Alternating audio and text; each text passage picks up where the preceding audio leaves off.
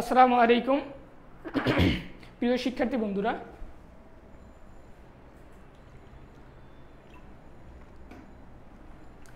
কেমন আছো তোমরা? আশা করি সবাই ভালো আছো।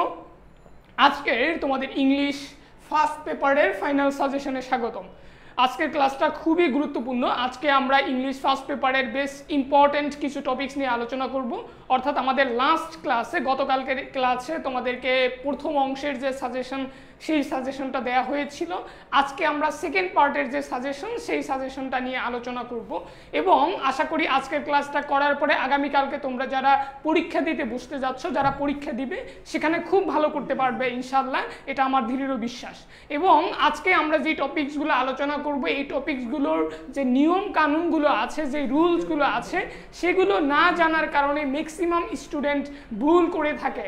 অর্থাৎ তারা পরীক্ষার হলে গিয়ে অ্যান্সার করে আসে, বাট তারা মনে করে যে তাদের অ্যান্সারটা সঠিক ছিল, কিন্তু আনসার্টেনলি তাদের অ্যান্সারগুলো তাদের নিয়ম কানুন জানা না থাকার কারণে সঠিক অ্যান্সার করার পরেও তারা নাম্বার পায় না। সুতরাং আজকের এই ইম্পর্টেন্ট যে নিয়ম কানুনগুলো আছে, ফ্লো চার্ট লেখার, উইথ ক্লুজ উইদাউট ক্লুজ লেখার এবং রিয়ারেন্স লেখার, সেই সাথে সাথে পরীক্ষার জন্য ইম্পর্টেন্ট যে শর্ট স্টোরিগুলো আছে, সেগুলোর ওভারঅল একটা সাজেশন দিব।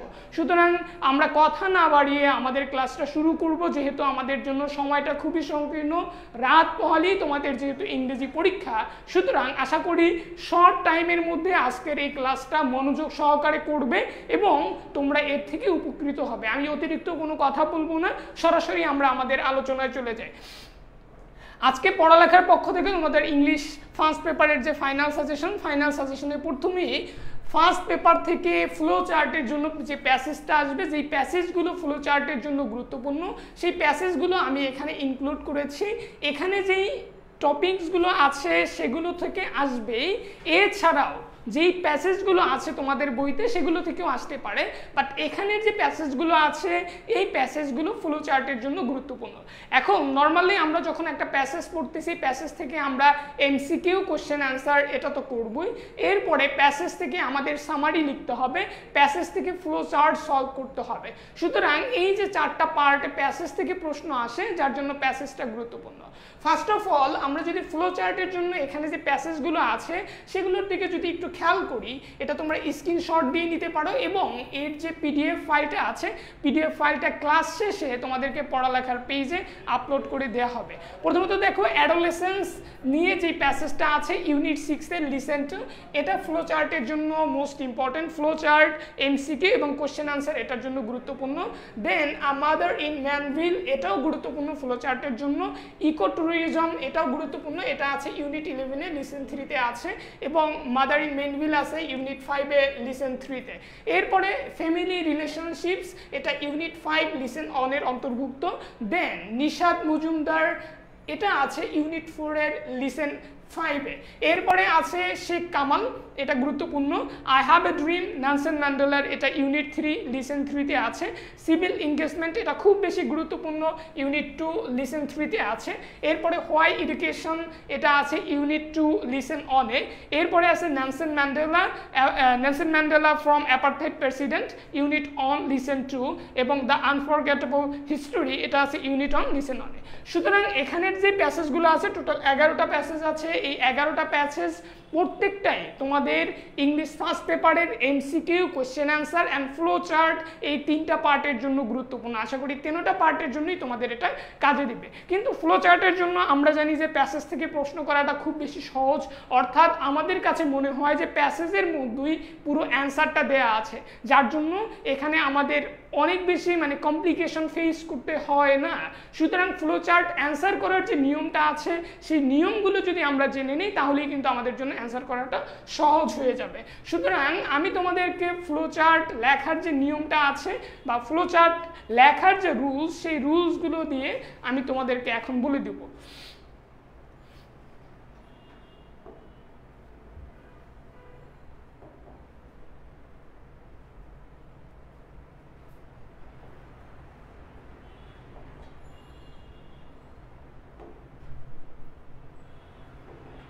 Give me a minute.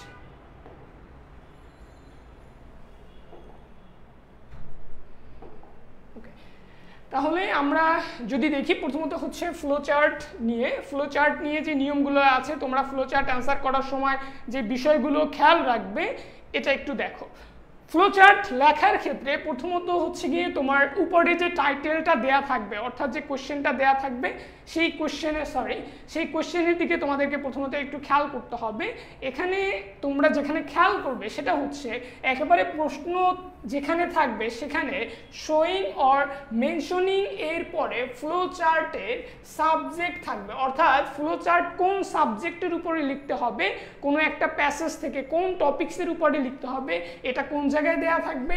Showing অথবা মেনশনিং এর পরে ফ্লো চার্টের সাবজেক্ট লেখা থাকবে, তার মানে ফ্লো চার্ট কোন টপিকসের উপর লিখতে হবে। যেমন নেলসন ম্যান্ডেলা সম্পর্কে তুমি যদি লিখতে চাও অথবা বঙ্গবন্ধু সম্পর্কে যদি লিখতে চাও, তার মানে এখানে কোনটা জানতে চাচ্ছে, কোন ইভেন্টগুলো জানতে চাচ্ছে, বঙ্গবন্ধুর পলিটিক্যাল ইভেন্টগুলো জানতে চাচ্ছে, বঙ্গবন্ধুর পলিটিক্যাল ইভেন্টের সাথে যে সালগুলো আছে সেই সালগুলো সম্পর্কে জানতে চাচ্ছে, না অন্য কিছু জানতে চাচ্ছে। অর্থাৎ যেই তথ্যটা জানতে চাচ্ছে সেই তথ্যটার সাবজেক্ট দেয়া থাকবে শোয়িং বা মেনশনিং এর পরে, তার মানে তোমাকে অবশ্যই প্রথমে সাবজেক্টটা পড়তে হবে। অর্থাৎ তোমরা যখন কোশ্চেনটা পড়বা, কোশ্চেনের শোয়িং বা মেনশনিং এর পরে সাবজেক্টটা প্রথমত আইডেন্টিফাই করবা যে ফ্লো চার্টটা কোন সাবজেক্টের উপর লিখতে হবে। 2 নম্বর যে নিয়মটা, নো বক্স নো মার্কস। তুমি যদি ফ্লো চার্ট বক্স করে না লিখো তাহলে কিন্তু তোমাকে মার্ক দিবে না। ফ্লো চার্ট যদি তুমি শুধু, যে অনেকেই ম্যাক্সিমাম স্টুডেন্ট এভাবে চিন্তা করে ফ্লো চার্ট তার মানে প্যাসেজের মধ্যে থেকে পুরো একটা সেন্টেন্স অনেকে উঠে দেয়, কেউ এটাকে ফ্রেজ আকারে লিখে না, অথবা কেউ বক্স ছাড়া সামনাসামনি লিখে যায়, উপর থেকে নিচে লিখে যায়। তার মানে ফ্লো চার্টের ক্ষেত্রে নিয়মটাই হচ্ছে তুমি যদি কোনো বক্স না করো তাহলে কিন্তু তোমাকে নাম্বার দিবে না। তার মানে নো বক্স নো নাম্বার। খেয়াল রেখো যেন বক্সগুলো একই মাপের হয়। এখন আমি যে এই বক্সগুলো তৈরি করব, বক্সগুলো উপর থেকে নিচে হবে এবং প্রত্যেকটা বক্স সেম শেপের হবে, সেম সাইজের হবে। অর্থাৎ এটা কিন্তু একটা প্রেজেন্টেশন তোমার খাতার একটা আর্ট। তার মানে আমি একটা বক্স ছোট করলাম, আর একটা বক্স বড় করলাম, আর একটা বক্স এটার চেয়ে একটু বড় বা একটু ছোট করলাম, তাহলে কিন্তু ঝামেলা হয়ে যাবে। তার মানে আমরা যে বিষয়টা খেয়াল রাখবো, প্রত্যেকটা বক্স সেম শেপের হবে, সেম সাইজের হবে। আচ্ছা, তাহলে এখানে আমাদের যে এই বক্সগুলো হবে সেম সাইজের, অর্থাৎ বক্সগুলোর সাইজ বা শেপ সেম আকারের হবে। ওকে, এরপরে প্রত্যেকটা বক্সকে তীর চিহ্ন দিতে হবে, না হলে নাম্বার পাবে না। তার মানে এই বক্সগুলো যখন উপর থেকে নিচে করব, প্রত্যেকটা বক্সকে আমি কি দিয়ে দিব, তীর চিহ্ন দিয়ে অ্যাটাচ করে দিব, অর্থাৎ একটা ফ্লো তৈরি করে দিব। আমি এটা তোমাদেরকে নিচে একটা এক্সাম্পল দেখাবো, একটা বক্স দেখাবো, সেখানে তোমরা এটা দেখতে পারবে। তার মানে আমাদের প্রত্যেকটা বক্সকে কি করতে হবে, রো চিহ্ন দিয়ে অ্যাটাচ করে দিতে হবে। বক্সে নাম্বারিং যেমন 1 যদি থাকে তাহলে তোমাকে অবশ্যই নাম্বারিং করতে হবে। এখন আমি ফর এক্সাম্পল এখানে যে বক্স দেয়া আছে আমরা যদি একটু খেয়াল করি, এই 3টা বক্স দেয়া আছে। বক্সের প্রথম যে অ্যান্সারটা দেয়া থাকবে এটা 1 দিয়ে দেয়া আছে, তার মানে পরের বক্সের সিরিয়ালটা হবে 2, তারপরেরটা হবে 3। অথবা এখানে 1 2 3 না দিয়ে যদি এ দেয়া থাকে তার মানে প্রথমটা এ, তারপরেরটা বি হবে, তারপরেরটা কি হবে, সি হবে। তার মানে বক্স যদি 1 2 3 আকারে দেয়া থাকে তাহলে তুমি বক্সের সিকোয়েন্সটা করবে 1 2 3 আকারে। আবার বক্সের মধ্যে যদি এ বি সি ডি এভাবে দেয়া থাকে তাহলে সিকোয়েন্সটা হবে এ বি সি ডি এই আকারে। ওকে, এরপরের যে নিচের যে নিয়মটা সেটার দিকে যদি আমরা খেয়াল করি, যেই বক্স তোমার জন্য করা থাকবে সেই বক্স সহ লিখবে। অর্থাৎ কোশ্চেনের মধ্যে একটা বক্সের অ্যান্সার দেয়া থাকবে, আমি অ্যান্সার করার সময় ওই বক্স সহই অ্যান্সার লিখব। তাহলে বলো তো টোটাল কয়টা বক্স হবে? আমরা যখন ফ্লো চার্ট লিখব এই ফ্লো চার্টের ক্ষেত্রে টোটাল কয়টা বক্স হবে? অর্থাৎ তোমাকে নিজের থেকে কয়টা লিখতে হবে আর কোশ্চেনে কয়টা দেয়া থাকবে। টোটাল কয়টা বক্স হবে আমাকে একটু কমেন্ট করে জানিয়ে দাও তো, দেখি তোমরা বলতে পারো কিনা। টোটাল কয়টা বক্স করতে হবে? টোটাল 6টা বক্স করতে হবে, অর্থাৎ তোমাকে 5টা নিচ থেকে অ্যান্সার করতে হবে আর একটা বক্স যেটা হচ্ছে গিয়ে প্রশ্নে দেয়া থাকবে। অসংখ্য ধন্যবাদ বাদল, তুমি বলেছো বাদল মাঝি 6টা বক্স করতে হবে, অসংখ্য ধন্যবাদ। ওকে, এরপরে মোস্ট ইম্পর্টেন্ট যে অংশটা সেটা হচ্ছে আমি যে বক্সটা করলাম এই বক্সের মধ্যে যে অ্যান্সার লিখব সেই অ্যান্সারটা কিভাবে হবে। সবসময় মনে রাখতে হবে ফ্লো চার্টের অ্যান্সার সবসময় শর্ট নোটস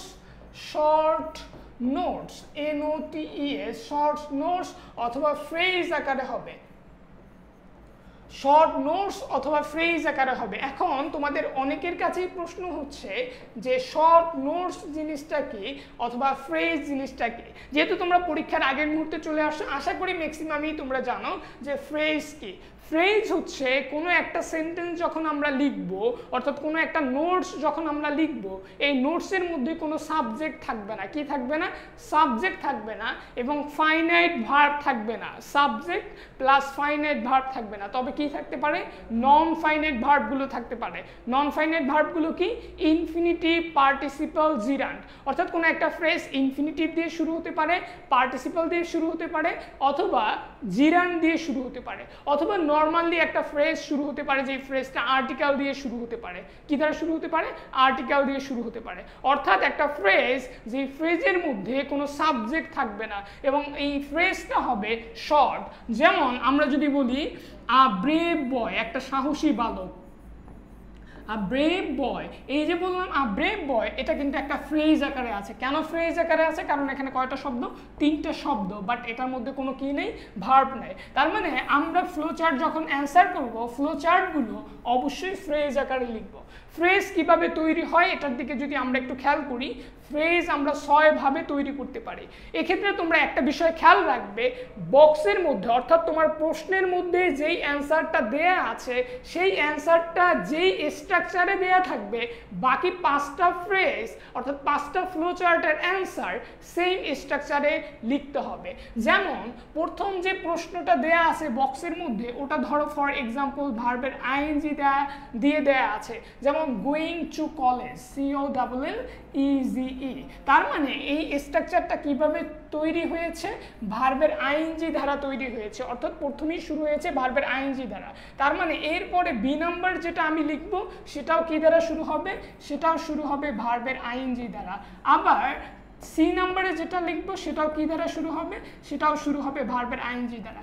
এখন তুমি যে প্যাসেজটা পড়তেছো, প্যাসেজের মধ্যে সবগুলো ভার্ব কিন্তু আইএনজি আকারে দেয়া নাও থাকতে পারে। কিছু ভার্ব দেখবা যে তুমি টু প্লাস বি1 আকারে দেয়া আছে, কিছু ভার্ব হচ্ছে গিয়ে ইডি আকারে দেয়া আছে, ভার্ব প্লাস ইডি। তাহলে আমাদের ইনফিনিটিভ আকারে যে ভার্বগুলো দেয়া আছে অথবা ভার্বের ইডি পাস্ট পার্টিসিপল আকারে যেটা দেয়া আছে সেটাকে আমরা কি করে ফেলবো? ভার্বের আইএনজি আকারে করে ফেলবো। অর্থাৎ প্রশ্নের মধ্যে যেই স্ট্রাকচারেই দেয়া থাকুক না কেন, ডাজেন্ট ম্যাটার। অর্থাৎ প্যাসেজের মধ্যে আমি যখন অ্যান্সার করব, যেহেতু আমার প্রথম অ্যান্সারটা ভার্বের আইএনজি দিয়ে দেয়া আছে, তার মানে বাকি যে 5টা লিখবো সেই 5টাও কি আকারে হবে? ভার্বের আইএনজি দিয়ে হবে। আবার কোনো একটা বিষয়, যেমন দেখো এখানে বিং দ্বারা শুরু হয়েছে, তার মানে আমি সবগুলো বিং দিয়ে লিখবো, এটা যদিও ভার্বের আইএনজি প্লাস এক্সটেনশন। অথবা যদি হ্যাভিং দ্বারা শুরু হয় তাহলে আমি সবগুলো হ্যাভিং দিয়ে লিখবো। অথবা কোনো একটা যদি এই ফ্রেজ বা এই স্ট্রাকচারে হয়, যেমন subject plus verb, subject plus ভার্বের আইএনজি প্লাস এক্সটেনশন, অথবা article plus adjective plus noun, এটা নর্মালি থাকে না তোমার 4 নম্বরের প্রথম পার্টটা, দ্বিতীয় পার্টটা থাকে article plus adjective plus noun, এই স্ট্রাকচারে লিখতে হবে। টু প্লাস ভার্বের বেস ফর্ম, এটা ম্যাক্সিমাম সময় থাকে ইনফিনিটিভ দিয়ে এটা আসতে পারে। অথবা ভার্বের পার্টিসিপল ফর্ম অর্থাৎ ভার্ব প্লাস ইডি দ্বারা থাকতে পারে, অর্থাৎ ভার্বের ইডি ফর্ম প্লাস এরপরে বাকি একটা অংশ এক্সটেনশন। তাহলে পরীক্ষায় নর্মালি তোমাদের ইন্টারের জন্য 3টা ফর্ম আকারে আসতে পারে, সেটা হচ্ছে ভার্বের ইডি, ইনফিনিটিভ অথবা ভার্বের আইএনজি। আশা করি এই 3টে স্ট্রাকচারের মধ্যেই তোমরা ফ্লো চার্টটা পাবে। অর্থাৎ তোমাদের যে অ্যান্সারটা দেয়া থাকবে সেই অ্যান্সারটা অ্যান্সারটা দেয়া থাকতে পারে ভার্বের আইএনজি দিয়ে, অথবা ইনফিনিটিভ দিয়ে, অথবা ভার্বের পাস্ট পার্টিসিপাল দিয়ে। আশা করি এই অংশটা তোমরা বুঝতে পেরেছো। তাহলে আমরা সরাসরি হচ্ছে গিয়ে একটা প্র্যাকটিস অংশে চলে যাই। এখানে প্র্যাকটিস অংশের ক্ষেত্রে যাওয়ার আগে মোস্ট ইম্পর্ট্যান্ট আর একটা নোটস, এটার দিকে যদি একটু খেয়াল করি, সেটা হচ্ছে ফ্লো চার্টের ক্ষেত্রে এরপরে ফ্লো চার্টের সাবজেক্ট থাকবে, এটা আমরা দেখেছি। 2 নম্বরে যেটা, ফ্লো চার্টে অক্সিলারি ভার্ব বা মডাল অক্সিলারি ভার্ব ব্যবহার করা যাবে না। ফ্লো চার্ট যখন আমি লিখব, অর্থাৎ আমি যে ফ্রেজটা লিখব সেই ফ্রেজের মধ্যে অক্সিলারি ভার্ব থাকবে না, মডাল অক্সিলারি ভার্ব থাকবে না, অথবা অ্যাডভার্ব থাকবে না। আর answer should be in box, answer বক্সের মধ্যে লিখতে হবে, এটা আমরা দেখেছি। ওকে, তাহলে আমরা একটা প্র্যাকটিস সেশনে চলে যাই। দেখো এই প্রশ্নটার দিকে একটু খেয়াল করো। Read the following text and makes a flow chart showing the activities and achievements of Nelson Mandela, or make a flow chart showing the purpose of Nelson Mandela. এখন দেখো এখানে দুটো প্রশ্ন হতে পারে এখান থেকে, এই পুরো অংশের থেকে। এই প্যাসেজটার মধ্যে এই ফ্লো চার্টের সাবজেক্টটা কি? তোমরা কি জানো এই ফ্লো চার্টের সাবজেক্টটা কি? আমাকে একটু কমেন্ট করে জানিয়ে দাও তো। এখানের যে ফ্লো চার্টটা আছে, এই ফ্লো চার্টের সাবজেক্টটা কি? অর্থাৎ এই ফ্লো চার্টটা যে তুমি লিখবে, এই ফ্লো চার্টের সাবজেক্ট কি? আমাকে খুব দ্রুত কমেন্ট বক্সে জানিয়ে দাও এই ফ্লো চার্টের সাবজেক্টটা কি। এই ফ্লো চার্ট কোন সাবজেক্ট বা কোন টপিকস নিয়ে লিখতে বলা হয়েছে? দেখো এই ফ্লো চার্টের আমি যেটা তোমাদেরকে বলেছি যে ফ্লো চার্টের সাবজেক্ট কোথায় থাকবে, সাবজেক্ট থাকবে শোয়িং এর পরে। এখানে কি দেয়া আছে? এই শোয়িং এর পরে কি দেয়া আছে? The activities and achievements of Nelson Mandela. তার মানে আমি যে ফ্লো চার্টটা লিখব, এই প্যাসেজের মধ্য থেকে নেলসন ম্যান্ডেলার অ্যাক্টিভিটিস এবং কি বের করব? অ্যাচিভমেন্টস বের করব। অ্যাক্টিভিটিস এবং অ্যাচিভমেন্টস দিয়ে আমি ফ্লো চার্টটা তৈরি করব, এটা হতে পারে। 2 নম্বরে আবার কি হতে পারে? আরেকটা প্যাসেজ বা আরেকটা প্রশ্ন হতে পারে, মেক আ ফ্লো চার্ট। এই দেখো এখানে আবার শোয়িং দেয়া আছে, শোয়িং এর পরে কি দেয়া আছে? The purpose of Nelson Mandela. তার মানে নেলসন ম্যান্ডেলার যে পারপাসেস আছে, সেই পারপাসেস নিয়েও আমাকে কি লিখতে হতে পারে? ফ্লো চার্ট লিখতে হতে পারে। তার মানে এখান থেকে এই প্যাসেজটা থেকে 2টা ফ্লো চার্ট আমরা তৈরি করতে পারি। একটা হচ্ছে তার পারপাসেস নিয়ে, আর একটা হচ্ছে তার অ্যাক্টিভিটিস অ্যান্ড অ্যাচিভমেন্ট নিয়ে। এখানে নেলসন ম্যান্ডেলা না, the purposes of Nelson Mandela. Ujjwal Ahmed, তোমরা বুঝতে পেরেছো, শুধু নেলসন ম্যান্ডেলা নিয়ে ফ্লো চার্ট লিখতে বলা হয় নাই, বরং নেলসন ম্যান্ডেলার অ্যাক্টিভিটিস আর অ্যাচিভমেন্ট নিয়ে লিখতে বলা হয়েছে, আবার নেলসন ম্যান্ডেলার পারপাস নিয়ে লিখতে বলা হয়েছে। অর্থাৎ দুটো হতে পারে। তার মানে আমরা আমাদের প্রথম যে প্রশ্নটা আছে এটার দিকে যদি একটু খেয়াল করি, দেখো ফ্লো চার্টের প্রথম যে ফ্লো চার্টটা সেটা হচ্ছে এখানে দেখো, এখানে এই যে আমাদের যে অ্যান্সারটা আমরা কিভাবে তৈরি করেছি বা কিভাবে লিখেছি, অ্যান্সারটার দিকে যদি একটু খেয়াল করো, টোটাল 5 ওকে ওকে, এটা একটা আমাদের প্রথম ফ্লো চার্টটা ছিল নেলসন ম্যান্ডেলার অ্যাক্টিভিটিস অ্যান্ড অ্যাচিভমেন্ট নিয়ে। তাহলে আমাদের প্রথম যে প্রশ্নে যে অ্যান্সারটা দেওয়া আছে 1 নম্বরে, এটার দিকে যদি তোমরা একটু খেয়াল করো, সেটা হচ্ছে guided South Africa from the shackles of apartheid to multiracial democracy. তার মানে প্রথমে তোমরা এভাবে, আমরা প্রথম নিয়ম কি? প্রথমে হচ্ছে 6টা বক্স করব, 1 2 3 4 5 6, 6টা বক্স সেম শেপের আছে 1। 2 নম্বরে হচ্ছে এটার প্রথম যে অ্যান্সারটা, এটা 1 দিয়ে দেয়া আছে, 1 দিয়ে শুরু হয়েছে। তাহলে আমরা কি করলাম? এর মধ্যে লিখলাম 1 2 3 4 5 6, তার মানে 6 করলাম। এখানে যদি 1 না দিয়ে যদি এ দেয়া থাকতো, তাহলে আমরা লিখতাম A B C D E F, এভাবে লিখতাম। গেল সেকেন্ড পার্ট। থার্ড হচ্ছে গিয়ে আমরা দেখব কি? ফ্লো চার্টটার স্ট্রাকচার। ফ্লো চার্টটা গাইডেড, তার মানে গাইডেড কি দ্বারা শুরু হয়েছে? B3 দ্বারা শুরু হয়েছে, ভার্বের পাস্ট পার্টিসিপাল। তার মানে পরের সবগুলো আমরা কিতে লিখবো?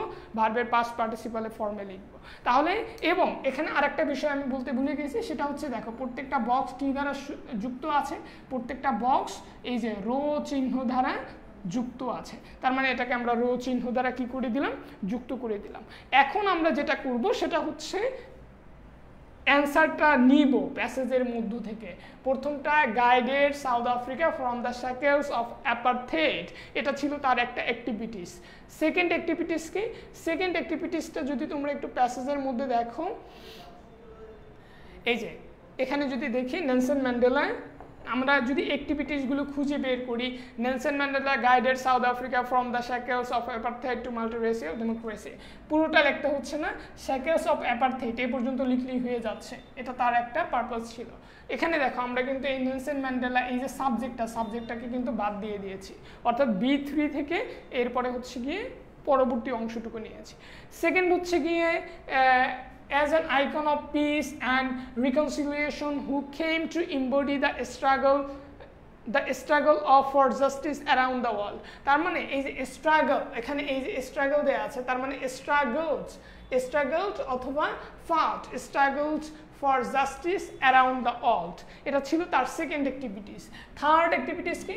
imprisoned for nearly 3 decades, এই যে imprisoned এটা B3 ফর্মে দেয়া আছে, বাট এটা B3 ফর্মে দেয়া নেই, আমরা এটা B3 ফর্মে করে নিয়েছি। এরপরে হচ্ছে গিয়ে he lost against white minority rules, Mandela lost his resolve to fight for his people's emancipation, তার মানে এখানে এই যে ফাইট এটা B3 ফর্ম তোমরা করে দাও। এরপরে আমরা কোথায় নিতে পারি? এখান থেকে ডিটারমাইন্ড টু ব্রিং ডাউন অ্যাপারথেইড, এটা আমরা নিতে পারি। এরপরে আমরা আর কোথা থেকে নিতে পারি? দেখো, his Prestige charm helped him win the support of the all, তার মানে এখান থেকে আমরা এই যে ভার্বে B3 ফর্ম দেয়া আছে, helped him to win the support of the all, তার মানে আমরা B3 ফর্মে করে B3 ফর্মে নিয়ে টোটাল কয়টা ফ্রেজ তৈরি করব? টোটাল 6টা ফ্রেজ তৈরি করব। এটার মধ্যে মিনিমাম 7টা 8টা 10টা ফ্রেজও থাকতে পারে, ডাজেন্ট ম্যাটার, বাট তুমি ভার্বে B3 ফর্ম নিয়ে তার অ্যাক্টিভিটিস অ্যান্ড অ্যাচিভমেন্ট নিয়ে কয়টা ফ্রেজ তৈরি করবে? 6টা ফ্রেজ তৈরি করবে। আশা করি তোমরা বুঝতে পেরেছো। যদি অ্যান্সারের দিকে একটু খেয়াল করো নিচে, তাহলে কিন্তু এটা তোমরা আরও সহজে বুঝতে পারবে। এক্ষেত্রে আমার তোমাদের প্রতি যে অ্যাডভাইস থাকবে, অ্যান্সারটা লেখার আগে প্রথমেই কী করে নিবে? লাইনগুলো আন্ডারলাইন করে নিবে, অর্থাৎ তুমি প্যাসেজটা পড়ে তার অ্যাক্টিভিটিস আর পারপাসগুলো কী করবে? আন্ডারলাইন করে নিবে। আন্ডারলাইন করার পরে এরপরে তুমি অ্যান্সার করবে।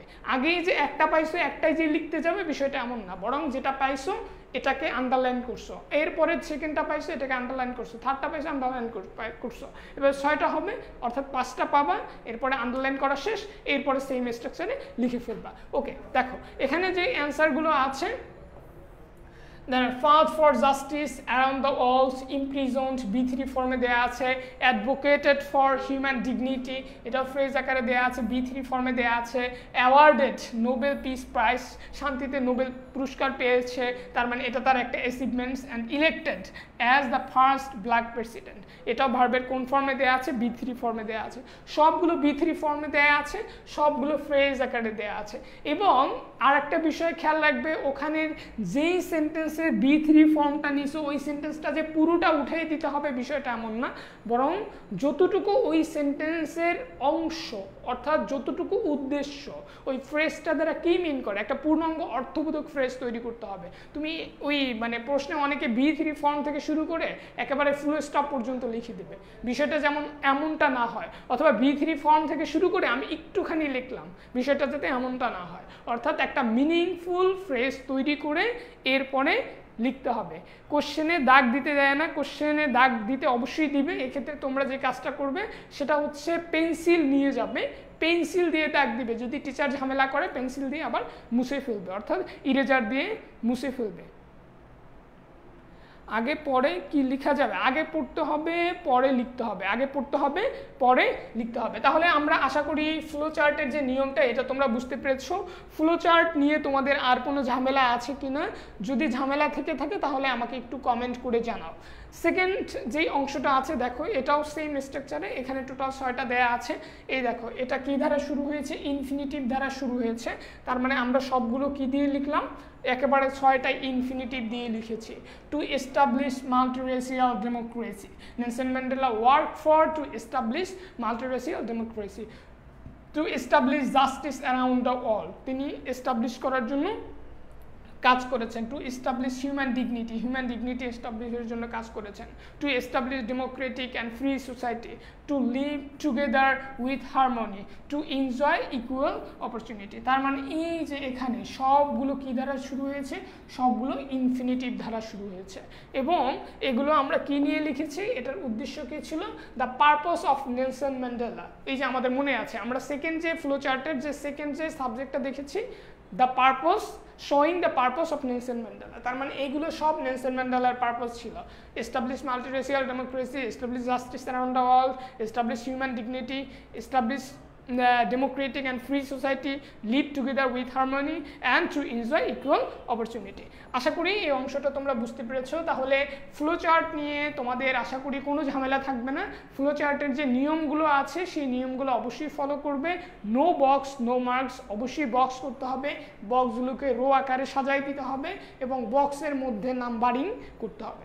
আশা করি তোমরা এই অংশটা বুঝতে পেরেছো। তাহলে ফ্লো চার্ট নিয়ে এখান থেকে এ পর্যন্তই আমাদের আলোচনা। ওকে, তাহলে আমরা যেখানে ছিলাম, আমরা যদি একটু দেখি আমাদের যেই আলোচনাটা এখানে ছিল ফার্স্ট পেপারের জন্য ফ্লো চার্ট, এবং ফ্লো চার্টের জন্য এখানে এই 11টা প্যাসেজ দেওয়া আছে। তোমাদের যাদের বাসায় টেস্ট পেপার আছে, টেস্ট পেপার থেকে এই যে 11টা প্যাসেজের যে ফ্লো চার্টগুলো আছে, ফ্লো চার্টগুলো যদি এক নজর চোখ বুলিয়ে যাও, একটু দেখে যাও, আশা করি পরীক্ষার হলে গিয়ে আর ঝামেলা থাকবে না। উইথ ক্লুজ, আচ্ছা with clues and without clues, এটা নিয়ে আমি এখনই তোমাদের সাথে আলোচনা করব। ওকে, নো বক্স নো নাম্বারস। আর বক্স কি পেন্সিল নাকি পেন দিয়ে করব? অবশ্যই বক্স পেন দিয়ে করবে। বক্সটা কি দিয়ে করবে? বক্সটা পেন দিয়ে করবে। এক্ষেত্রে পরীক্ষার হলে তোমার পেপারের প্রেজেন্টেশনটা অনেক বেশি গুরুত্বপূর্ণ। আমরা নর্মালি যে বিষয়টা সচরাচর জানি যে পরীক্ষার হলে শুধু বোধহয় ব্ল্যাক পেন দিয়ে লিখতে হয়, বিষয়টা এমন না।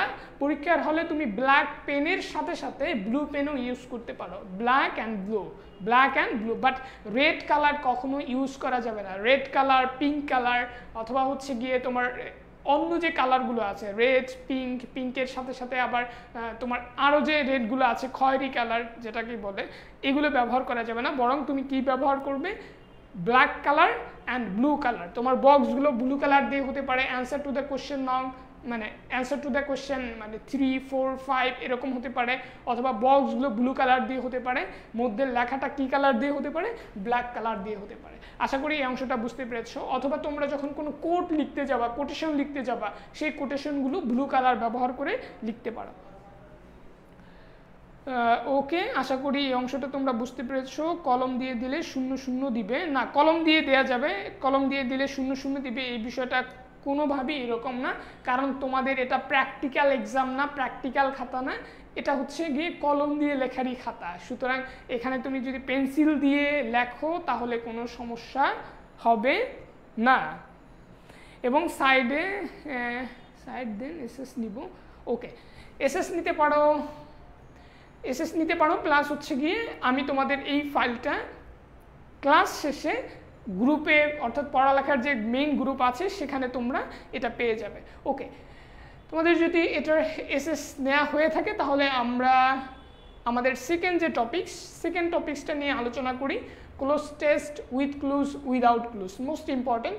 এখানে উইথ ক্লুজ উইদাউট ক্লুজের টোটাল আমি 14টা সিলেক্ট করেছি তোমাদের জন্য, যদিও এই 14টার বাইরে অন্য যেগুলো আছে সেগুলো গুরুত্বপূর্ণ, সেখান থেকেও আসতে পারে, বাট এগুলো মোস্ট ইম্পর্টেন্ট। এগুলো একটু বাসায় বসে দেখার চেষ্টা করবে। এটা অ্যান্সার করার যে নিয়ম, সেই নিয়মগুলো আমি তোমাদের সাথে একটু আলোচনা করব। তোমাদের কাছে আমার অনুরোধ থাকবে, তোমরা বোর্ড কোশ্চেন যেগুলো আছে, বোর্ড কোশ্চেন 2023 সাল থেকে 2017 সাল পর্যন্ত, 2017 থেকে 2023 বা 2023 থেকে 2017 পর্যন্ত যে বোর্ড কোয়েশ্চেনগুলো আছে সেগুলো যদি সলভ করে যাও উইথ ক্লুজ উইদাউট ক্লুজ রিঅ্যারেঞ্জের ক্ষেত্রে, এক্ষেত্রে 90% সম্ভাবনা আছে চান্স পড়ার, অর্থাৎ প্রিভিয়াস ইয়ারের কোয়েশ্চেন থেকে 90% সম্ভাবনা আছে কমন চলে আসার। প্রতি বছর দেখা যায় রিঅ্যারেঞ্জ প্রিভিয়াস ইয়ারের কোশ্চেনগুলো থেকেই চলে আসে। অর্থাৎ যেই প্রশ্নটা দিনাজপুর বোর্ডে আসছে এটা চট্টগ্রাম বোর্ডে আসতে পারে, যেটা চট্টগ্রাম বোর্ডে আসে সেটা ঢাকা বোর্ডে আসতে পারে, এরকম করে পাজল করে আসে। সুতরাং রিয়ারেন্স, উইথ ক্লুজ, উইদাউট ক্লুজ এগুলো কমন পড়ার সম্ভাবনা আছে অথবা খুব কাছাকাছি হওয়ার সম্ভাবনা আছে, যার জন্য তোমাদের কাছে আমার পরামর্শ থাকবে বোর্ড কোশ্চেন 2023 থেকে 2017 পর্যন্ত মোস্ট প্রবাবলি তোমাদের 22টা করে পড়তে হবে। অর্থাৎ টোটাল কয়টা থাকবে? 22টা থাকবে। অর্থাৎ ধরো ফর এক্সাম্পল উইথ ক্লুজ তোমাকে 22টা পড়তে হলো, উইদাউট ক্লুজ আছে টোটাল, এখানে ছিল উইদাউট ক্লুজ আছে 27টা, 22 আর 27। রিয়ারেন্স ধরো আছে 25টা, তার মানে 25টা রিয়ারেন্স, এখানে 22 এখানে 27, টোটাল ধরো 75টা পড়তে হতে পারে। এটা কিন্তু পড়তে সময় লাগবে না, সর্বোচ্চ এই 3টা পড়তে 3 ঘন্টা সময় লাগতে পারে অথবা 4 ঘন্টা সময় লাগতে পারে। বাট তুমি যদি এই 4টার বোর্ড কোশ্চেনগুলো প্র্যাকটিস করে দাও, কালকে সকালে গিয়ে একেবারে তাজা দেখবা যে এর মধ্য থেকে কমন আসছে। অর্থাৎ এটা চোখের উপরে তোমার ভাসতে থাকবে, তুমি যে রিয়ারেন্সটা সলভ করে যাবা এই রিয়ারেন্সটা তোমার চোখের উপরে ভাসবে। বিশেষ করে উইথ ক্লুজ, উইদাউট ক্লুজ তুমি পড়ে যাবা, উইদাউট ক্লুজের যে ওয়ার্ডগুলো আছে, যে শব্দগুলো বসবে ফিলিং দ্য ব্ল্যাঙ্কসে, উইদাউট ক্লুজের ক্ষেত্রে একাধিক শব্দ বসতে পারে, সেই শব্দগুলো কিন্তু তুমি মানে নিজের মতো করে বসাতে পারবে, এটা নিয়ে আমি আলোচনা করব। উইথ ক্লুজের ক্ষেত্রে তুমি যে দেখে বক্স থেকে নিয়ে প্র্যাকটিস করে যাবা, এটা কিন্তু তোমার চোখে ভাসবে। সুতরাং আমি মূল আলোচনায় যাওয়ার আগে এখানের যেই উইথ ক্লুজ অ্যান্ড উইদাউট ক্লুজের সাজেশনটা আছে এগুলো তোমরা তোমাদের টেস্ট পেপার থেকে বের করে বাসায় বসে অবশ্যই পড়ে নিবে, এগুলো বাসায় বসে পড়বে। সেকেন্ড যে বিষয়টা, আমরা with clues and without clues কীভাবে অ্যান্সার করব সেই নিয়মটা নিয়ে যদি আমরা একটু আলোচনা করি। ওকে,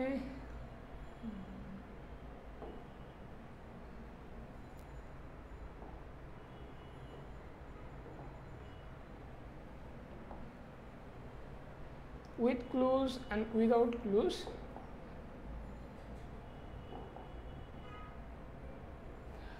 with clues and without clues answer করার ক্ষেত্রে যে বিষয়গুলো আমরা মাথায় রাখবো, যে বিষয়গুলো আমাদের জন্য খুব বেশি গুরুত্বপূর্ণ, 2023 সালেরগুলো কি আসবে, 2023 সালেরগুলো আসতে পারে, অবশ্যই আসার সম্ভাবনা আছে।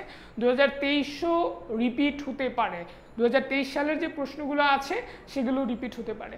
প্রথমত হচ্ছে উইথ ক্লুজ, উইদাউট ক্লুজের ক্ষেত্রে তোমরা যে বিষয়টা করবে, প্রথমেই যেই ফিলিং দ্য ব্ল্যাঙ্কসটা দেয়া থাকবে, অর্থাৎ যেই প্যাসেজটা দেয়া থাকবে ফিলিং দ্য ব্ল্যাঙ্কসের জন্য ওই পুরো প্যাসেজটা পড়বে, প্রথমে পুরো প্রশ্নটা পড়বে।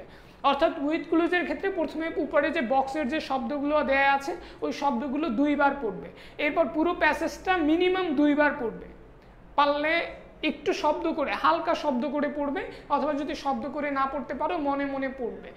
পড়ার পরে এরপরে অ্যান্সার করতে যাবে। যখন উইথ ক্লুজ অ্যান্সার করবে, উইথ ক্লুজের ক্ষেত্রে তুমি পড়ে যাবে। ফর এক্সাম্পল এখানে উইথ ক্লুজের আমরা যদি একটা প্র্যাকটিসে দেখি সরাসরি, এটা তোমাদের জন্য সুবিধা হবে।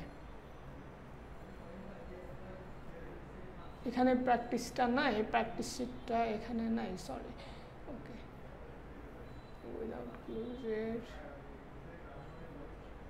ওকে, এক্ষেত্রে আমি তোমরা যেহেতু পরীক্ষা দেবে তোমাদের এই বিষয়টা জানা আছে। উইথ ক্লুজের ক্ষেত্রে প্রথমে যে বক্সের যে ক্লুগুলো দেওয়া আছে এগুলো থেকে যেহেতু বেছে নেওয়ার সুযোগ আছে, এক্ষেত্রে তোমাকে মাথায় রাখতে হবে ওই বক্সের মধ্যে যে শব্দগুলো দেয়া আছে ওই শব্দগুলোই যে হুবহু বুঝবে এমনটা না, বরং এটা গ্রামাটিক্যাল রুলস অনুযায়ী, নিয়ম অনুযায়ী কি হতে পারে, চেঞ্জ হতে পারে। ফর এক্সাম্পল কোনো একটা শব্দ ভার্বের বেস ফর্মে দেয়া আছে, এটাকে তোমাকে নাউনে রূপান্তর করতে হতে পারে।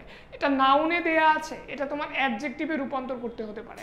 অর্থাৎ ওই শব্দটা বাক্যের মধ্যে কোথায় বসতেছে ওই গ্রামাটিক্যাল রুলস অনুযায়ী এটা কি হতে পারে, চেঞ্জ হতে পারে। এটা ভার্বের আইএনজি হতে পারে, তার মানে বিভিন্নভাবে চেঞ্জ হতে পারে। সুতরাং যখন তুমি অ্যান্সার করতে যাবে, প্রথমতই পুরো প্যাসেজটা পড়ে যেই শব্দটা যেখানে বসবে, ফর এক্সাম্পল পেন্সিল দিয়ে লিখে ফেলবে যে এটা হচ্ছে গিয়ে সি নাম্বার, এটা বি নাম্বার, এটা ডি নাম্বার, এটা এ নাম্বার, কোনটা হবে এটা লিখে ফেললা। এরপরে তুমি কি করবা, গ্রামাটিক্যাল রুলস অনুযায়ী মিলাবা। সেটা হচ্ছে এখানের এই সেন্টেন্সের যে সাবজেক্টটা দেয়া আছে থার্ড পারসন সিঙ্গুলার, যেহেতু এটা থার্ড পারসন সিঙ্গুলারে দেয়া আছে তার মানে এই শব্দটার সাথে ভার্বের এস বা ইএস ফর্ম যুক্ত হবে। আবার কোনো একটা শব্দ ভার্বের মানে কি হতে পারে, ইনফিনিটিভ হতে পারে, একটা ইনফিনিটিভ শব্দের পরে আছে, একটা ভার্ব আছে, ওই ভার্বের পরে আরেকটা ভার্ব আসলে সেটা কি হবে, ইনফিনিটিভ হবে, তার মানে টু প্লাস ভার্বের বেস ফর্ম আকারে লিখতে হবে। অথবা এটা প্রেজেন্ট ভার্বের বেস ফর্ম দেওয়া আছে, এটা কি হতে পারে, প্রেজেন্ট কন্টিনিউয়াস হতে পারে, ভার্বের আইএনজি হতে পারে, অথবা বক্সের মধ্যে যেই শব্দটা দেওয়া আছে ওই শব্দটাই হতে পারে। তার মানে প্রথমে আমার কাজ কি হবে, পুরো প্যাসেজটা পড়া, প্যাসেজের পরে কোন জায়গায় কোন উত্তরটা হবে এটা পেন্সিল দিয়ে অথবা কলম দিয়ে সংক্ষেপে লিখে ফেলা, এরপরে গ্রামাটিক্যালি মিলানো, এরপরে পেপারে গিয়ে পূর্ণাঙ্গভাবে লেখা। এবং পেপারে অ্যান্সার করার ক্ষেত্রে তোমরা যে বিষয়টা করবে সেটা হচ্ছে উইথ ক্লুজ উইদাউট ক্লুজের ক্ষেত্রে উপর থেকে নিচে লিখবে, অর্থাৎ অ্যান্সার টু দ্য কোয়েশ্চেন নং 5 or 6 এটা লেখার পরে এ বি সি ডি এভাবে করে, অনেকে দেখা যায় পাশে পাশে লিখে, পাশে পাশে না বরং উপর থেকে নিচে লিখবে এবং জায়গা খালি রাখবে। এখন তুমি এ নাম্বারের অ্যান্সার জানো, বি নাম্বার জানো, সি নাম্বার জানো, বা ডি নাম্বার মিলতেছে না, ডি নাম্বারটা খালি রাখলা, এরপরে ই নাম্বার লিখলা, এফ নাম্বার লিখলা, আই নাম্বার লিখলা, জে নাম্বার লিখলা, এরপরে নিচেরগুলো মিলে যে ডি নাম্বারটা বাকি আছে এটা পরে লেখো। অর্থাৎ তুমি ডি নম্বরে আটকে গেছো, ডি নম্বর নিয়েই যে পড়ে থাকবে বিষয়টা এমন না, ডি এর পরে ই অ্যান্সার করো, এফ অ্যান্সার করো, এরপরে গিয়ে দেখা যায় যে জি নাম্বার আর ডি নাম্বারের মধ্যে কনফিউশন তৈরি হয়েছে, তখন তুমি অর্থ চিন্তা করবা যে প্যাসেজের অর্থটা কি মিন করতেছে, আবার তুমি গ্রামাটিক্যাল স্ট্রাকচার দেখবা যে স্ট্রাকচারে কি মিন করতেছে, অর্থাৎ স্ট্রাকচার, গ্রামাটিক্যাল স্ট্রাকচার প্লাস হচ্ছে প্যাসেজের মিনিং, এগুলো চিন্তা ভাবনা করে এরপরে অ্যান্সার করবে। এবং বেশি কাটাকাটি করা যাবে না, যার জন্য আগে করতে হবে, এখন তুমি এখানে প্রথমে একটা অ্যান্সার লিখছো, এটাকে আবার কাটলা, এরপরে আর একটা লিখছো, এটাকে আবার কাটলা, এরপরে পুরোটা কাইটা আবার নিচে গিয়ে লিখলা যে ডি, বিষয়টা যাতে এমন না হয়, অর্থাৎ ওভার রাইটিং করা যাবে না, তোমাকে এটাকে কি বলে, ওভার কাটাকাটি করা যাবে না, অতিরিক্ত কাটাকাটি করা যাবে না, তাহলে পেপারের কি হবে, সৌন্দর্য নষ্ট হবে। আশা করি এই বিষয়টা তোমরা বুঝতে পেরেছো।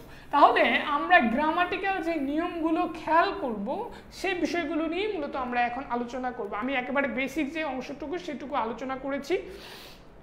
আর উইদাউট ক্লুজের ক্ষেত্রে আর একটা বিষয় আমি যদি বলে রাখি, সেটা হচ্ছে উইদাউট ক্লুজও সেম। উইদাউট ক্লুজের ক্ষেত্রে যেহেতু এখানে অপশন দেয়া নাই, এক্ষেত্রে তুমি যেটা করবা, পুরো প্যাসেজটা পড়ে অর্থ অনুযায়ী যে শব্দটা আছে সেই শব্দটা বসাতে হবে।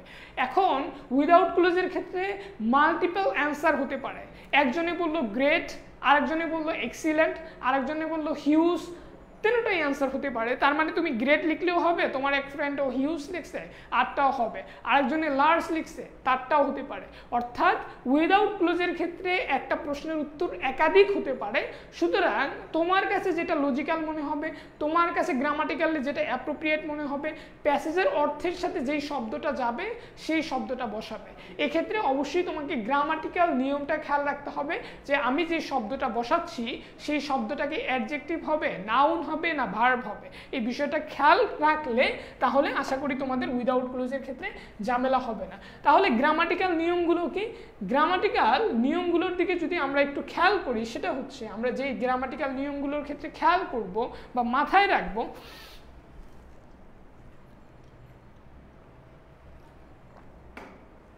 যে শব্দটা দেয়া আছে এই শব্দটা বক্সের মধ্যে বা বক্সের ছাড়া যে শব্দটা হবে ওই শব্দটা ভার্বের কোন ফর্মে হবে, কোন গ্রামাটিক্যাল পার্টে হবে, এটা আমরা কিভাবে বুঝবো। দেখো এক্ষেত্রে প্রথম যে নিয়ম, এক্ষেত্রে আমরা একটু খেয়াল করব, নর্মালি আমরা এই বিষয়টা খেয়াল করি না, যার জন্য আমরা ভুল করি।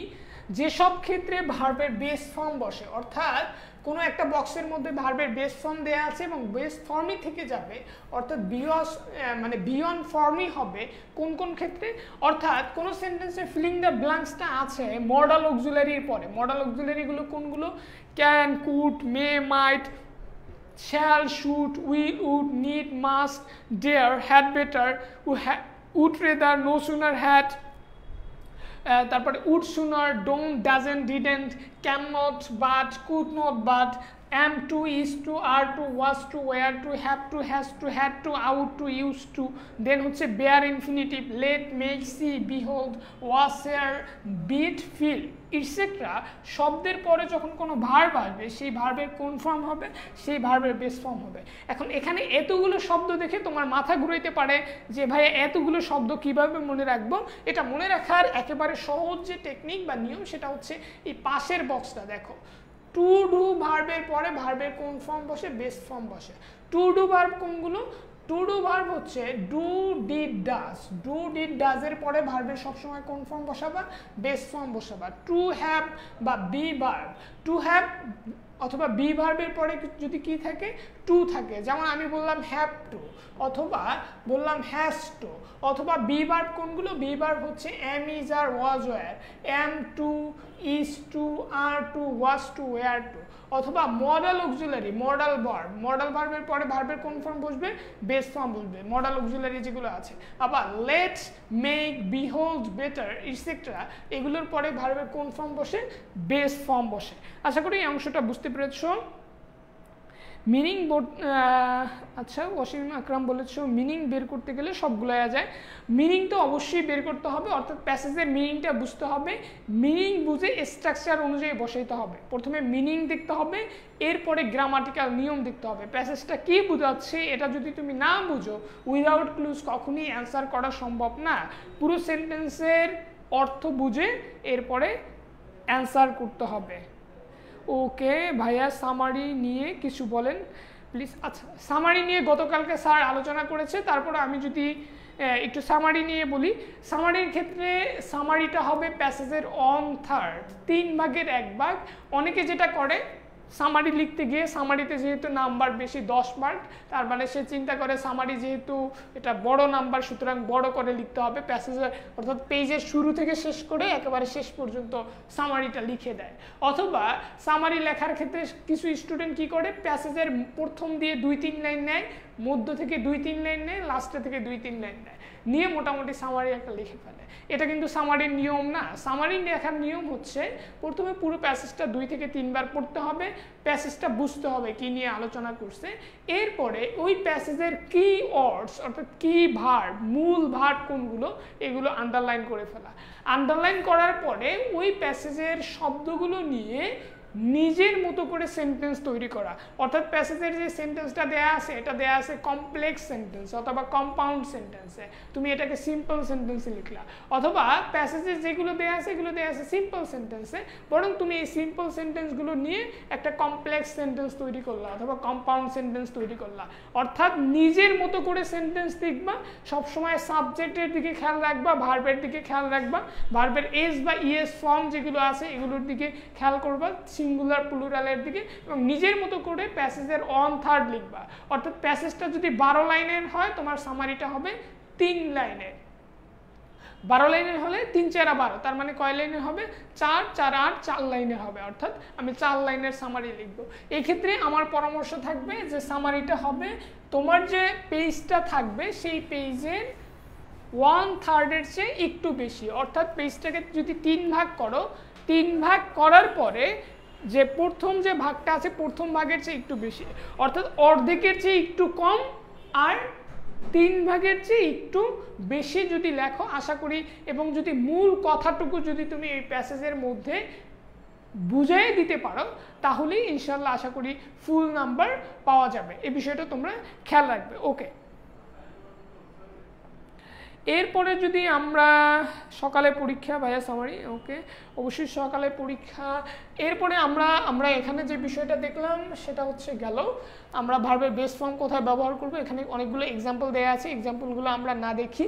ভার্বের কোথায় পাস্ট পার্টিসিপাল ফর্ম হবে এটার দিকে যদি আমরা একটু খেয়াল করি যে আমরা কখন ভার্বের পাস্ট পার্টিসিপাল ফর্ম বা B3 ফর্ম ব্যবহার করব। একেবারে সংক্ষেপে দেখো, এখানে এই যে বি ভার্ব, পেসিভ ভয়েসের ক্ষেত্রে বি ভার্বের পর্বে কি হবে? ভার্বে B3 ফর্ম হবে। অর্থাৎ সেন্টেন্সটা যদি পেসিভ ভয়েস হয়, এক্ষেত্রে বি ভার্বের পরে ভার্বের B3 ফর্ম হবে। অথবা টু বি এর পরে ভার্বের কোন ফর্ম হবে? B3 ফর্ম হবে। টু হ্যাভ ভার্বের পরে B3 ফর্ম হবে। মডাল অক্সিলারি প্লাস বি ভার্বের পরে ভার্বের B3 ফর্ম হবে পেসিভ ভয়েসের ক্ষেত্রে, এবং মডাল ভার্ব প্লাস হ্যাভের পরে ভার্বের কোন ফর্ম হবে? B3 ফর্ম হবে। গেট, গট, গেটিং এর পরে কি হবে? ভার্বের B3 ফর্ম হবে। B3 ফর্ম মানে ভার্বের পাস্ট পার্টিসিপাল ফর্ম হবে। ভার্বের পাস্ট পার্টিসিপাল ফর্ম কোথায় হয়? নরমালি আমরা কি জানি যে সেন্টেন্স বা টেন্সের ক্ষেত্রে ভার্বের পাস্ট পারফেক্ট ফর্মে গিয়ে ভার্বের পাস্ট পার্টিসিপাল ফর্ম হয়। অর্থাৎ হ্যাভ, হ্যাজ, হ্যাড এর পরে ভার্বের পাস্ট পার্টিসিপাল ফর্ম হয়। বয়েজের ক্ষেত্রে সবগুলো টেন্সই ভার্বের B3 ফর্ম হয়। মডাল অক্সিলারির পরে যদি বি অথবা হ্যাভ থাকে তখন ভার্বের কোন ফর্ম হয়? পাস্ট পার্টিসিপাল ফর্ম হয়। তার মানে তোমার যে ব্ল্যাঙ্কসটা দেয়া থাকবে ওই ব্ল্যাঙ্কসের পূর্বে যদি কোনো মডাল অক্সিলারি থাকে, এভাবে যদি কোনো প্যাসিভ ভয়েস থাকে, ওই সেন্টেন্সটা পড়ে মনে হচ্ছে এটা প্যাসিভ ভয়েসের সেন্টেন্স, তখন ভার্বের কোন ফর্মে লিখতে হবে? পাস্ট পার্টিসিপাল ফর্মে লিখতে হবে। ওকে, তাহলে ভার্বের পাস্ট পার্টিসিপাল ফর্মের এই বিষয়টা ক্লিয়ার হলো। তারপরের যে অংশটাই এটা যদি আমরা দেখি যে ভার্বের সেন্টেন্সের ক্ষেত্রে কিছু এটাকে বলে টেন্স মার্কার, কিছু টেন্স মার্কার আছে, তোমাদেরকে সেই টেন্স মার্কারের দিকে খেয়াল করতে হবে এবং টেন্স মার্কারগুলো মোস্ট ইম্পর্ট্যান্ট, গুরুত্বপূর্ণ। টেন্স মার্কারগুলো কেন গুরুত্বপূর্ণ? কারণ কোনো একটা সেন্টেন্সের মধ্যে যদি দেখো যে নাও আছে, নাও থাকলে নর্মালি কি হয়?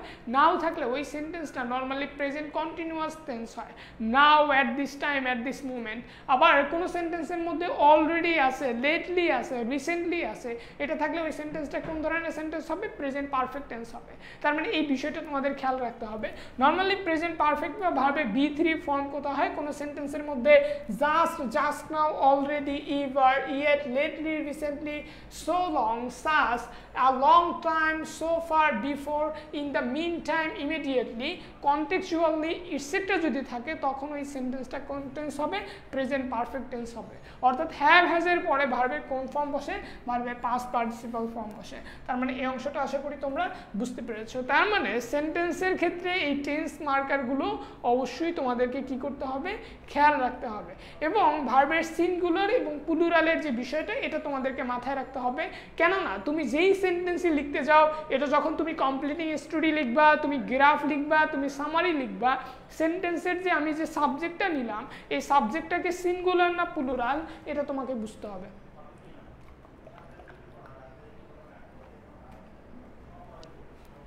যদি সেটা সিঙ্গুলার হয়, অর্থাৎ সাবজেক্টটা যদি থার্ড পারসন সিঙ্গুলার হয় তাহলে ভার্বের সাথে এস বা ইএস যুক্ত হবে অথবা সিঙ্গুলার অক্সিলারি ভার্ব যুক্ত হবে। কোথায় ইস হবে, কোথায় আর হবে, কোথায় ওয়াজ হবে, কোথায় ওয়্যার হবে, এই বিষয়গুলো যদি না বুঝো, এই বিষয়গুলো যদি ভুল করো তাহলে কিন্তু টিচার তোমাকে নাম্বার কেটে দেবে। তোমার স্পেলিং মিস্টেক হতেই পারে, স্পেলিং মিস্টেকের জন্য নাম্বার কাটবে না, কিন্তু মূলত তোমার নাম্বার কেটে দিবে এই যে বেসিক যে নিয়ম, বেসিক নিয়মে গিয়ে যদি তোমরা ভুল করো তখন কিন্তু এই নাম্বারটা কেটে দিবে। তার মানে এখানে এসে এই ভুলটা করা যাবেই না, এটা কিন্তু একেবারে কবিরা গুনাহ।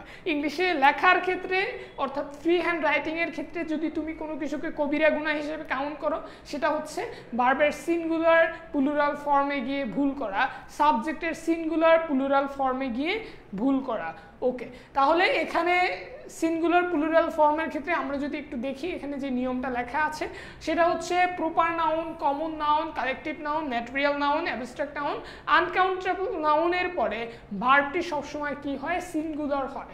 প্রপার নাউন মানে কোনো কিছুর নাম, কমন নাউন জাতিবাচক একটা যদি বোঝায় তখন এটা সিঙ্গুলার হবে, কালেকটিভ নাউন দ্বারা যখন সমষ্টি বোঝাবে তখন ভার্বের সিঙ্গুলার হবে, ম্যাটেরিয়াল নাউন দ্বারা যখন সমষ্টি বোঝাবে তখন সিঙ্গুলার হবে, অ্যাবস্ট্রাক্ট নাউনের পরে ভার্বের সিঙ্গুলার হবে, আনকাউন্টেবল নাউনের পরে ভার্বের কোন ফর্ম হবে? সিঙ্গুলার ফর্ম হবে। আশা করি এই অংশটা তোমরা বুঝতে পেরেছো। সুতরাং এই বিষয়টা তোমরা খেয়াল রাখবে। সেই সাথে সাথে শব্দের শেষের কিছু সাফিক্স এবং প্রিফিক্স আছে। তোমরা আগে যারা আমার পেইড ক্লাসগুলো করেছো, পড়ালেখার যে পেইড গ্রুপে যে পেইড ক্লাসগুলো ছিল যেগুলো তোমরা করেছো, এখানে আমরা আইডেন্টিফিকেশন অফ পার্টস অফ স্পিচে আলোচনা করেছিলাম যে একটা শব্দকে দেখে কিভাবে আইডেন্টিফাই করতে হয়, অথবা আমরাকে interchange of parts of speech বলেছিলাম যে শব্দের শেষে সাফিক্স প্রিফিক্স যুক্ত করে কিভাবে এটাকে নাউন থেকে অ্যাডজেক্টিভ, অ্যাডজেক্টিভ থেকে ভার থেকে অ্যাডভার্বে রূপান্তর করা যায়। এই বিষয়গুলো অর্থাৎ শব্দের শেষে সাফিক্স প্রিফিক্স চেঞ্জ করে ওই প্যাসেজের মধ্যে ফিলিং দ্য ব্ল্যাঙ্কস কীভাবে করতে হবে এটা কিন্তু আলোচনা করেছি। সুতরাং এই বিষয়টা তোমরা একটু খেয়াল রাখবে যে শব্দের শেষে এস বা ইএস যুক্ত করে অথবা শব্দের শেষে সাফিক্স অথবা শব্দের শুরুতে প্রিফিক্সগুলো চেঞ্জ করে আমরা কি করতে পারি? আমরা নাউন, অ্যাডজেক্টিভ, ভার্ব, অ্যাডভার্ব এগুলোতে রূপান্তর করতে পারি। যেমন কোনো ওয়ার্ডের শেষে CE, CY, ER, double ER, double ET, OR, TY, TS, ERY, ESS, ION, ITY, RED, DOM, ISM, IST, KIN, LET, HWD, NE, double SMENT, SION, double SION, AGE, ENC, ANC, SSIP, TION, LOGO etcetera যদি থাকে তখন সেই শব্দটাকে কি হিসেবে কাউন্ট করা হবে? Noun হিসেবে কাউন্ট করা হবে। সুতরাং এটা তোমাকে বুঝতে হবে, এই বিষয়গুলো জানতে।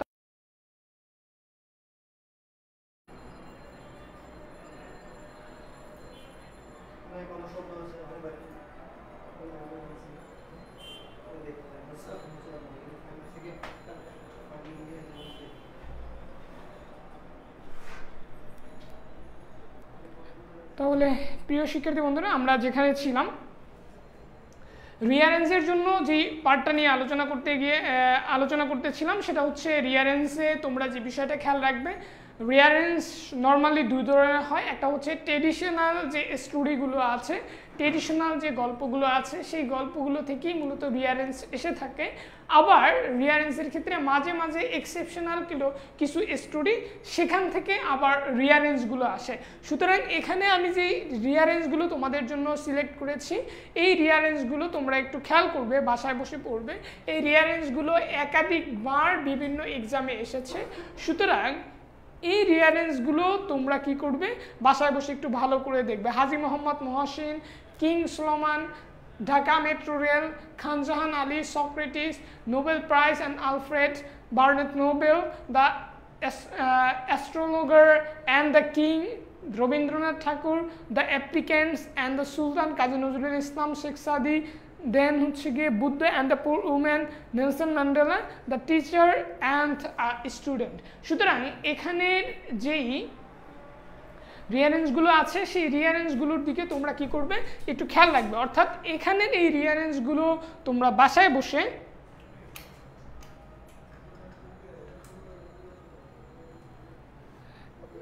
এটা বন্ধ হয়ে গেছে, এদিকে এদিকে এদিকে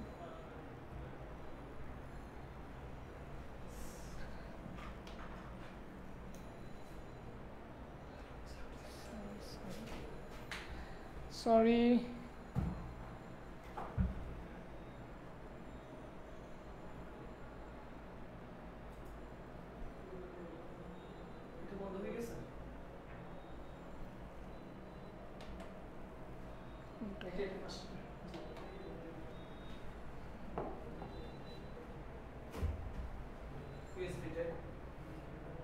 এটা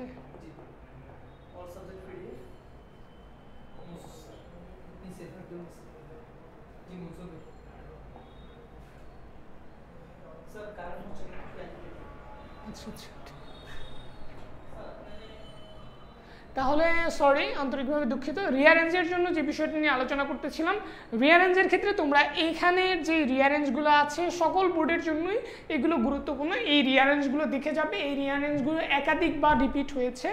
এই রিয়ারেঞ্জগুলো থেকে ইনশাল্লাহ আশা করি কমন চলে আসতে পারে। এগুলো বাদেও যে রিয়ারেঞ্জগুলো আছে বিগত সালের, আমি তোমাদেরকে এটা আগেই বলেছি, 2023 সাল থেকে 2017 সাল পর্যন্ত যতগুলো রিয়ারেঞ্জ আছে সবগুলো পারলে তুমি একবার একটু চোখ বুলিয়ে যাবে, তাহলে তোমার জন্য মানে ভালো পারার সম্ভাবনাটা বা পসিবিলিটিটা অনেক বেশি থাকবে। তাহলে রিয়ারেঞ্জ কিভাবে অ্যান্সার করতে হয় এটার দিকে যদি আমরা একটু দেখি, রিয়ারেঞ্জ অ্যান্সার করার সময় আমরা যে বিষয়গুলো খেয়াল রাখবো সেটা হচ্ছে, রিয়ারেঞ্জের ক্ষেত্রে ম্যাক্সিমাম স্টুডেন্ট যেই ভুলগুলো করে থাকে সেই ভুলগুলো তোমাদের অবশ্যই করা যাবে না। রিয়ারেঞ্জের ক্ষেত্রে তোমরা যখন অ্যান্সার করবে সেই অ্যান্সারের ক্ষেত্রে অবশ্যই এরকম একটা বক্স করে নিতে হবে। অর্থাৎ যে বক্সটা করবে এই বক্সটা হবে এভাবে, অর্থাৎ বাম দিক থেকে ডান দিকে 1 2 3 4 5 6 7 8 9 10 এভাবে করে একটা বক্স করবে এবং এই বক্সের নিচে পূর্ণাঙ্গ প্যারাগ্রাফটা লিখতে হবে। অর্থাৎ রিয়ারেঞ্জটা কি আকারে লিখতে হবে, প্যারাগ্রাফ আকারে লিখতে হবে। ফর এক্সাম্পল, এ নাম্বারের অ্যান্সার হবে আমরা ধরে নিলাম ই, বি নাম্বারের অ্যান্সার হবে এফ, এরপরে হবে আই, এরপরে হবে এ, এরপরে হবে সি, এরপরে হবে ডি, এরপরে হবে বি, এভাবে করে অ্যান্সার হবে। তার মানে আমি অ্যান্সারটা বক্সে লেখার পরে এরপরে এই ই নাম্বার সেন্টেন্সটা এখানে লিখব, এরপরে একটা ফুল স্টপ, এরপরে এফ নাম্বার সেন্টেন্স লিখব, এরপরে আই নাম্বার সেন্টেন্স লিখব। এভাবে পুরো রিয়ারেন্সটা প্যারাগ্রাফ আকারে লিখতে হবে। তুমি যদি শুধু অ্যান্সার করে প্যারাগ্রাফটা না লিখো তাহলে কিন্তু এখানে তোমার অর্ধেক নাম্বার কাটা যাবে, অর্থাৎ পূর্ণাঙ্গ নাম্বার পাবে না। এক্ষেত্রে বক্স করে লেখার পরে এরপরে পুরোটাকে প্যারাগ্রাফ আকারে লিখতে হবে। এটা হচ্ছে 1 নম্বর নিয়ম। 2 নম্বর নিয়ম হচ্ছে কোনো রিয়ারেন্সে, ফর এক্সাম্পল ইন্টারের ক্ষেত্রে তোমার যদি এখান থেকে ভুল হয়, ধরো তুমি এখানে লিখছো এফ আই, এরপরে অ্যান্সারটা হবে গিয়ে জে, এরপরে হবে সি, এরপরে হবে ডি, কিন্তু তুমি এই জের জায়গায় কি লিখেছো, আগে লিখছো সি, এরপরে পরে লিখছো যে, তার মানে এখান থেকে তোমার সিকোয়েন্স ব্রেক হয়ে গেছে। ইন্টারের ক্ষেত্রে তোমার যেখান থেকে সিকোয়েন্স ব্রেক হয়ে যাবে এরপরে পুরো অংশটা কাটা যাবে। তার মানে তোমার এই 3টা হওয়ার পরে 3টা থেকে সিকোয়েন্স ব্রেক হয়ে গেছে, তার মানে তোমার কয়টা হয়েছে, মাত্র 3টা হয়েছে, তুমি 3 নাম্বার পাবা। এরপরে সি এর পরে এরপরে বাকিগুলো তোমার ঠিক আছে, তুমি ডি লিখছো, ডির পরে হচ্ছে গিয়ে তুমি এখানে আর কি বাকি আছে, তুমি এ বি ডি, বি লিখছো, এরপরে হচ্ছে গিয়ে সি লিখছো, সি ডি ই, এফ লিখছো, আই লিখলা, আই তো এই পাশে লিখলাম, ধরো এইচ লিখলা, বাকিগুলো লিখলা। বাট তোমার এখানে এই যে দুটো সিকোয়েন্স ব্রেক হয়েছে, দুটো ভুল হয়েছে, এখান থেকে সিকোয়েন্স ব্রেক হওয়ার পরে বাকিগুলো ঠিক আছে। তার মানে বাকিগুলো ঠিক থাকলেও হচ্ছে না, যেখান থেকে সিকোয়েন্স ব্রেক হবে ওখান থেকে পুরোটা কাটা যাবে, অর্থাৎ ওখান থেকে পুরোটা রং কাউন্ট হবে, অর্থাৎ ফ্লোটা যদি না থাকে, অ্যাকুরেটলি না হয়, তাহলে কিন্তু এটা কাটা যাবে। যার জন্য ইন্টারের ক্ষেত্রে রিয়ারেঞ্জের এই পার্টটা খুব বেশি গুরুত্বপূর্ণ, খুব বেশি সেন্সিটিভ। অর্থাৎ কোনো একটা জায়গায় গিয়ে যদি সিকোয়েন্স ব্রেক হয়ে যায় ওখান থেকে পুরো প্যাসেজটা কাটা যাবে। ফর এক্সাম্পল এটাকে আরও যদি সহজে বুঝাই, রিয়ারেন্সের এই অংশটা ভালো করে পারাটা কেন গুরুত্বপূর্ণ। ফর এক্সাম্পল প্রথম অ্যান্সারটা হবে ই নাম্বার, এরপরে অ্যান্সার বি, এরপরে ডি, এরপরে এ, এরপরে এফ, এরপরে আই, এরপরে এইচ, এরপরে জে, এভাবে। এখন এখানে তুমি অ্যান্সার হবে ই না লিখে তুমি প্রথমে কি দিয়ে শুরু করলো, প্রথমে লিখলা বি, এরপরে লিখলা ই, এরপরে বাকি সবগুলো ঠিক আছে। তার মানে এই প্রথম থেকেই তোমার সিকোয়েন্সটা ভুল, অর্থাৎ তুমি ইর জায়গায় লিখছো বি আর বির জায়গায় লিখছো ই। তার মানে যেহেতু এগুলো ঠিক আছে বাট প্রথম দিয়ে যেহেতু সিকোয়েন্স ভুল, তার মানে এটা কাউন্ট করবে তোমার পুরোটাই ভুল। বরং তোমাকে যেটা করতে হতো এখানে এটাকে উল্টায় লিখতে হতো, যার জন্য সিকোয়েন্সটা ঠিক রাখাটা খুব গুরুত্বপূর্ণ। যেখান থেকে সিকোয়েন্স ব্রেক হবে সেখান থেকে পুরোটা রং কাউন্ট হবে, এরপরে গিয়ে যদি রাইটও হয় তাহলে কিন্তু অ্যান্সার দিবে না। বাট এসএসসির ক্ষেত্রে যারা 10 ক্লাসে এসএসসি পরীক্ষা দিয়েছো তোমরা, যারা এসএসসির ক্ষেত্রে তোমার যেখান থেকে হতো, অর্থাৎ তুমি 7 নম্বরে এইচ হবে, 7 নম্বরে এইচ লিখছো, তার মানে এটা হয়েছে। 8 নম্বরে যে ছিল 8 নম্বর হয়েছে, বাট 6 নম্বরে তুমি আই এর জায়গায় অন্য একটা লিখছো, তার মানে 6 নম্বরটা তোমার কাটা গেছে, 5 নম্বরটা কাটা গেছে, এরকম। বাট ইন্টারের ক্ষেত্রে যেখান থেকে সিকোয়েন্স ব্রেক হবে সেখান থেকেই কাটা যাবে, যার জন্য এই অংশটা খুব বেশি গুরুত্বপূর্ণ রিয়ারেন্সের ক্ষেত্রে। তোমরা এই বিষয়টা একটু খেয়াল রাখবে, আশা করি তোমরা এটা বুঝতে পেরেছো। ওকে, রিয়ারেন্সের ক্ষেত্রে এটা মাথায় রাখবে। আর বিগত সালের যে রিয়ারেন্সের যে ইগুলো আছে, অর্থাৎ 2023 সাল থেকে 2019 সাল পর্যন্ত যে নিয়মগুলো আছে সেই নিয়মগুলো তোমরা বাসায় বসে দেখবে। আমাদের একেবারে সর্বশেষ যে টপিকস, সর্বশেষ আমরা যেটা নিয়ে আলোচনা করব বা যেটা দেখবো সেটা হচ্ছে স্টোরি। স্টোরি রাইটিংটা অনেক বেশি গুরুত্বপূর্ণ। স্টোরিতে 15 মার্কস, তার মানে 15 মার্কসের মতো করেই লিখতে হবে। মিনিমাম তোমরা চেষ্টা করবে স্টোরিটা যদি ট্রেডিশনাল স্টোরি হয় তাহলে তো এটা ট্রেডিশনাল স্টোরি, এটাকে বাড়ায় লেখার আসলে আর কোনো সুযোগ নাই। ট্রেডিশনাল স্টোরি না এসে যদি কোনো ক্রিয়েটিভ স্টোরি আসে এক্ষেত্রে তোমরা চেষ্টা করবে এটাকে বাড়িয়ে 3 থেকে 4 পেজ করে লেখার। অথবা ট্রেডিশনাল স্টোরিগুলোও আছে, এগুলোর ক্ষেত্রে তোমরা কোনোভাবেই কোনো লাইনকে স্কিপ করবে না। মিনিমাম স্টোরিটা 3 থেকে 4 পেজ যাতে হয় এদিকে খেয়াল রাখবে, যেহেতু এটা 15 নাম্বার। সেকেন্ড হচ্ছে ট্রেডিশনাল যে স্টোরিগুলো আছে এগুলোর কাহিনী যেগুলো আছে এগুলো বাংলা এবং ইংরেজি দুটোই তোমরা পড়ে যাবে। এক্ষেত্রে এখানের যেই টপিকসগুলো আমি সিলেক্ট করেছি টোটাল 13টা, এগুলো মোটামুটি গুরুত্বপূর্ণ। Where there is a will there is a way, grapes of লজল, dress doesn't make a man great, শেখ সাদির, এবং money can not bring happiness, and honest woodcutter, bread doesn't make a man great, Who is to bail the cat? A ant and a dove, an astrologer and a king. Bayezid loved for his mother. A farmer had 4 sons. Or unity is strength. Nobody believes a liar. The judgment of a wise judge. তার মানে এখানের যে স্টোরিগুলো আছে এই স্টোরিগুলো গুরুত্বপূর্ণ। তোমরা বাসায় বসে এই স্টোরিগুলো একটু দেখে যাবে, কারণ এই স্টোরিগুলো থেকে পরীক্ষায় প্রশ্ন আসতে পারে। ম্যাক্সিমাম টাইমে এসেছে ট্রেডিশনাল যে স্টোরিগুলো আছে। এবং স্টোরি লেখার ক্ষেত্রে যে বিষয়টা খেয়াল রাখবে সেটা হচ্ছে স্টোরিটা মিনিমাম 3 থেকে 4 পেজ লিখবে। গ্রামাটিক্যাল কোনো মিস্টেক করা যাবে না। অর্থাৎ তুমি যখন কোনো একটা স্টোরি লিখবে, স্টোরিটা যদি প্রেজেন্ট টেন্সে লিখো, নর্মালি এটা প্রেজেন্ট টেন্সেই লেখার চেষ্টা করবে। যদি এটা পাস্ট টেন্সে লেখো, পুরোটাই পাস্ট টেন্সে লিখবে। Present tense, past tense, future tense মিলায় জগা খিচুড়ি করে লেখা যাবে না। অর্থাৎ সিকোয়েন্স অফ টেন্স তোমাকে খেয়াল রাখতে হবে। তোমরা নর্মালি যখন অ্যান্সার করবে তোমরা একটা বিষয় খেয়াল রাখবে, সেটা হচ্ছে প্যারাগ্রাফ, স্টোরি রাইটিং, দেন ইনফর্মাল লেটার সব কিছুই একেবারে বইয়ের মতো হুবহু কপি করে যে লিখবে বিষয়টা এমন না। নিজের মতো করে সেন্টেন্স প্রডিউস করবে। কোশ্চেন আনসার যখন করবে নিজের মতো সেন্টেন্স প্রডিউস করবে। এই ক্ষেত্রে তোমাকে টেন্সের দিকে খেয়াল রাখতে হবে, তুমি কোন টেন্সে লিখতেছো। অর্থাৎ টেন্স যদি প্রেজেন্ট টেন্স হয় সবগুলো প্রেজেন্ট টেন্স হবে, যদি পাস্ট টেন্স হয় সবগুলো পাস্ট টেন্স হবে। প্রেজেন্ট এবং পাস্টের যদি কোলাবোরেশন করতে হয়, মিক্স করতে হয়, তাহলে এটা দক্ষতার সাথে করতে হবে। অর্থাৎ নিজের মন গড়া নিয়ম দিয়ে লেখা যাবে না। আর গ্রামাটিক্যাল পার্টগুলো ইনশাল্লাহ আশা করি খেয়াল রাখবে।